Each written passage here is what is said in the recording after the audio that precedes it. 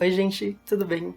Meu nome é Vitor Coelho, eu sou tarólogo, eu participo do Caminho Mágico do Tarô como mago, também sou mago no Caminho de Magia Divina, na tradição do Rubens Saraceni, e sou praticante tanto de xamanismo quanto de bruxaria. O intuito principal desse canal era de trazer mais temas relacionados a uma ecoespiritualidade. E esse tema que eu pensei em trazer como primeiro, eu acho que ele é muito pertinente, porque ele é um tema que engloba bastante, né, diversas religiões dessa chamada ecoespiritualidade, né, tanto no xamanismo, quanto na bruxaria, quanto no paganismo de uma maneira geral. Então, quando a gente fala de ancestrais, acho muito interessante a gente trazer, principalmente para o contexto da nossa terra, de trazer para o Brasil, onde o culto ancestral é muito forte na nossa terra, até mesmo em ambiente católico. A primeira vez que eu ouvi falar de uma maneira mais aprofundada, né, sem ser pela aquela coisa mais da cultura popular e tudo mais, foi através da Umbanda. Né? Eu comecei minha jornada na Umbanda, na verdade, em 2013. Já não participo mais, mas foi lá que eu comecei. E lá eu escutei uma frase muito linda que eu levei pro resto da minha vida, que é: o rio, quando ele esquece de sua nascente, ele tende a secar. Essa frase, ela foi dita justamente em um contexto de reverência aos nossos ancestrais, a todos aqueles que vieram antes da gente. Inclusive nós mesmos, porque se a gente acredita em um sistema de reencarnações, quer dizer que algum dia nós já estivemos lá anteriormente, não é mesmo? Então, por que a gente cultua os nossos ancestrais? Por que a gente reverencia essas forças, independentemente da religião, dentro do nosso caminho espiritual? A primeira coisa, e ao meu ver uma das mais importantes, é que eles botam o nosso narizinho para baixo. Quando a gente tá com o narizinho muito em pé, todo soberbo, sem humildade, é o ancestral quem vai te dar uma tolhida boa ali. O caminho do ancestral é muito parecido com nossos encarnados aqui, né? O seu pai e a sua mãe, geralmente eles vão te dar conselhos, vão te dar puxões de orelha e tudo mais, geralmente pra, né, te botar de volta numa reta melhor, num caminho melhor para você seguir. E a mesma coisa acontece com os nossos ancestrais encarnados, né? Então, a primeira coisa é esse exercício de humildade. Até mesmo para você reconhecer que se você pode desfrutar hoje de vários privilégios, de várias bênçãos na sua vida, é porque antes de você tiveram pessoas que tiveram que lutar muito, muito forte para que isso acontecesse. A gente tem exemplos muito claros, eu falo hoje, de 2020. A gente tem exemplos muito claros, como por exemplo, um casamento gay hoje, que é muito importante para muitas pessoas, e anteriormente já era tipo impensável dois homens ou duas mulheres de mãos dadas na rua. Muitas pessoas tiveram que lutar para isso. Assim como se você tomar um banhozinho de água quente hoje na sua casa, depois de assistir esse vídeo, você está desfrutando de um grande privilégio que seus ancestrais muito provavelmente não tiveram, ainda mais tratando do Brasil, não é mesmo? E é através dele que você conseguiu essas bênçãos. A gente vê hoje, pensando há 40 anos atrás, como que a situação da mulher na sociedade brasileira já era bem mais complicada, né, do que é de agora. É coisa de 40 anos, nada muito antigo, onde o marido era o senhor, e permissão para casar, e permissão para namorar e tudo mais. Questão de inserção no mercado de trabalho também, até hoje tem seus problemas, mas para que hoje uma mulher possa ter trabalhos como uma advogada, uma jurista ou qualquer coisa assim, que eram trabalhos preponderantemente masculinos, muitas delas tiveram que lutar. Então é um exercício muito bom de humildade pra gente. O outro fator importante pra gente resgatar o culto aos nossos ancestrais é que eles trazem, principalmente para nós que somos de um caminho mais espiritual, é que eles trazem conhecimentos mágicos de lá. Então, muitos conhecimentos a gente acaba perdendo. A gente vê muito isso aqui no Brasil através da diáspora africana, onde até mesmo diversos cultos a divindades foram perdidos. E hoje a gente vê um movimento de reconstrucionismo muito forte, pautado tanto na história quanto na arqueologia, sim, mas também no contato com os espíritos, em que eles vêm e trazem informações que a gente já havia perdido, mistérios que a gente já havia acessado e acabou se perdendo, que a gente não conseguiu perpetuar para as próximas gerações. Outra vantagem muito característica da necromancia, como modo geral, é a adivinhação com os espíritos. Então, algo muito, muito comum é que espíritos tragam informações privilegiadas pra gente. Então, esse também é um bom motivo pra gente sempre ter os nossos queridos por perto, para nos informar daquilo que a gente não consegue ver e daquilo que a gente também não consegue sentir todas as vezes mesmo. Que a gente tem essa cultura, principalmente aqui em São Paulo, né? Aquela cultura do pai de poste, né? Em que vários cartazes, assim, onde quer que você vá, tem esses cartazes, dizendo que traga o seu amor em 3 dias, e não sei o que em 3 dias. O que acontece, né, que não é tão comum em outros países? É porque aqui a gente trabalha muito com espíritos. Então, eles conseguem ter esse trabalho mais rápido, esse trabalho mais ágil, em até 3 dias, essas coisas. Justamente porque a magia com espírito, ela é muito mais rápida. Então também é importante para você que é bruxo, para você que é magista, para você que é xamã, ter um contato com os espíritos aliados que consigam te ajudar nos seus processos mágicos. Claro que você não vai poder, a partir disso, desenvolver uma dependência, em que se os espíritos fizerem greve, você não vai conseguir fazer mais nada na sua vida. Também não é assim. Mas é algo muito bom, como uma cartinha de emergência, você ter com quem contar, ter seus aliados do outro lado. Um outro ponto, que é muito importante, é que os ancestrais, eles nos fornecem inspiração, nos fornecem cura, nos fornecem força e, acima de tudo, eles são excelentes protetores de suas linhagens.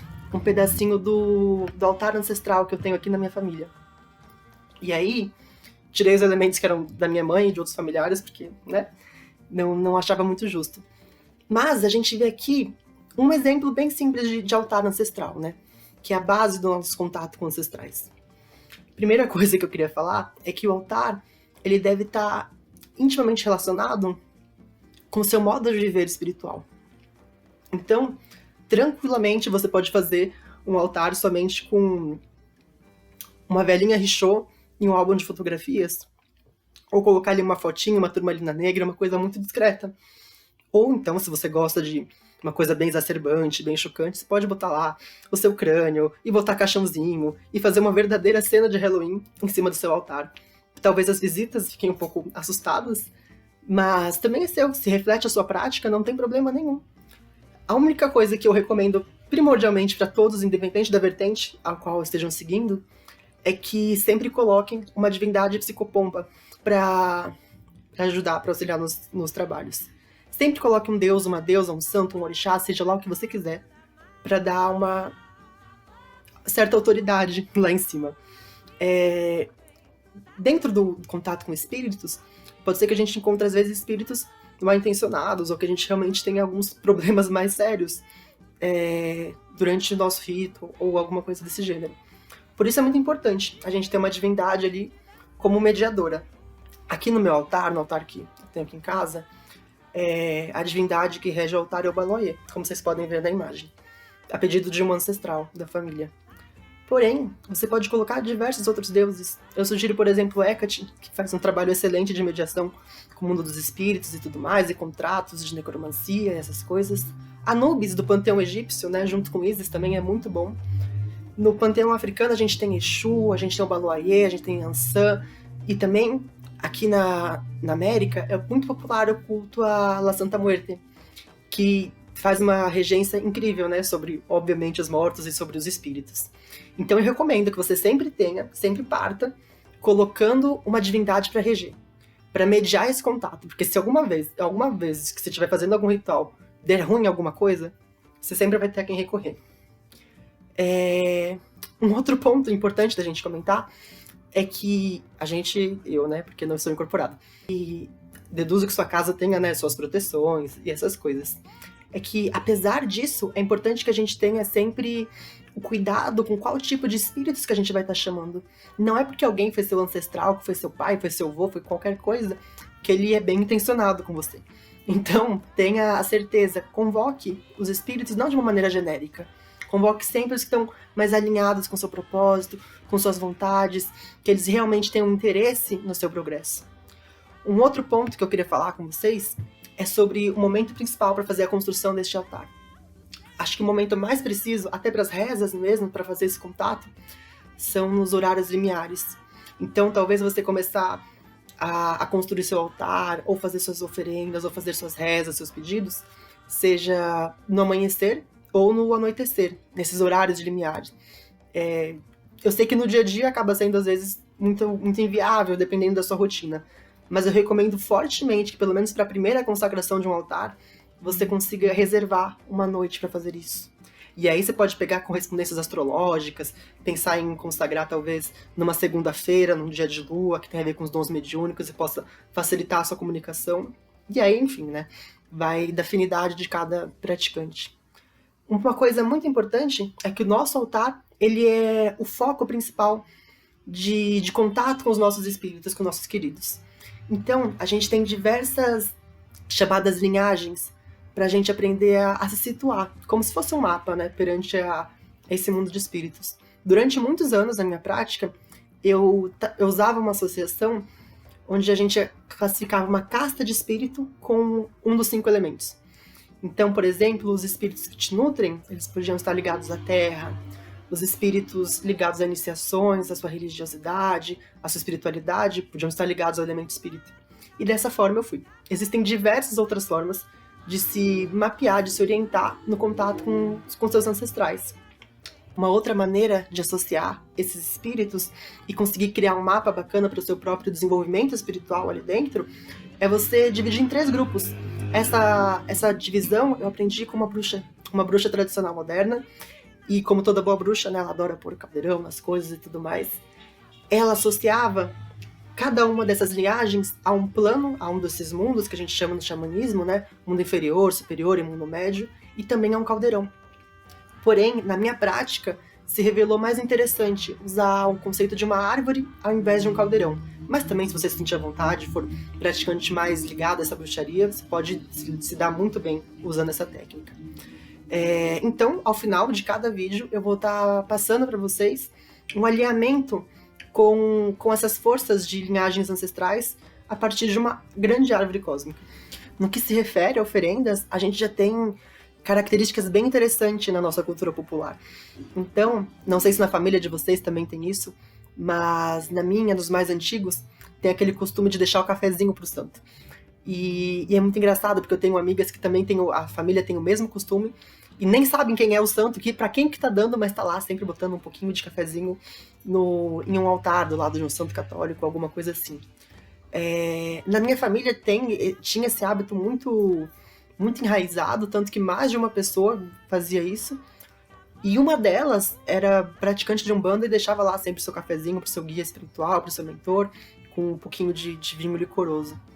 Então, para nós, é muito importante a gente usar, talvez, as plantas nativas, plantas que deram sucesso aqui. Um outro elemento de oferenda muito bom é o tabaco. Os espíritos tendem a gostar muito, muito, muito da folha do tabaco, do fumo, da fumaça.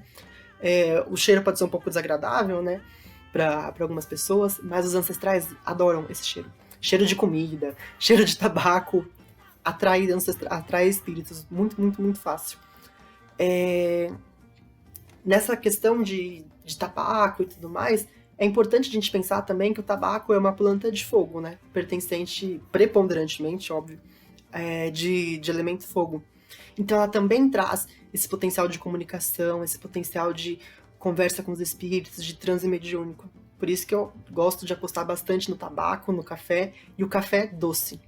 Café bem doce, com bastante açúcar, aquele que chega a dar até uma amargume na boca de tão doce. Esse tipo de café são favoritos pelos ancestrais.